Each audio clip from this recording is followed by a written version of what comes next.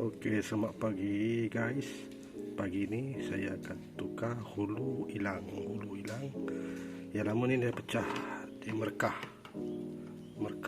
Kita ganti dengan yang baru.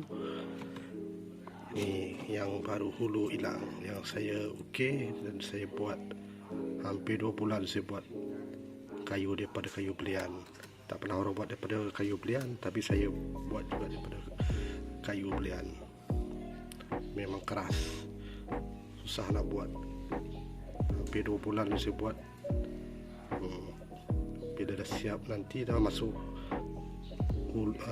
bilah dia, saya akan buat dia punya rambut. Dia punya rambut orang kata ni akan masuk sini bila dah siap.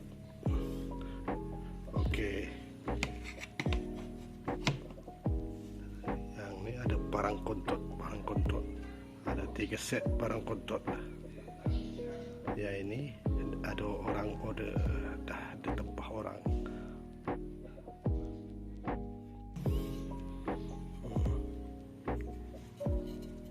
Sesuai untuk tetak ayam ke, tetak daging ke, ikan pun boleh, mana-mana pun boleh.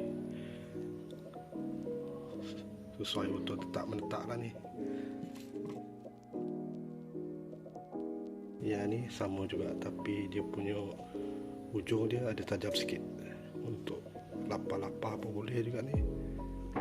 Untuk siang ikan, untuk siang daging-daging boleh. Tetak, tapi kuranglah tetak ni. Untuk ayam boleh lah, untuk tulang-tulang memang tak dapat.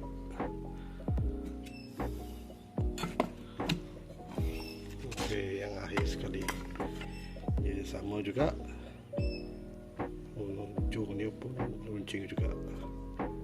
Yang ni sesuai untuk potong ayam ataupun lapar-lapar juga.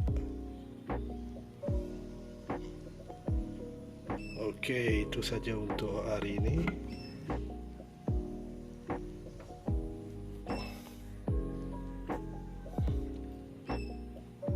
Okey, terima kasih. Tolong subscribe, like dan komen. Okey guys. Okey, terima kasih. Bye bye.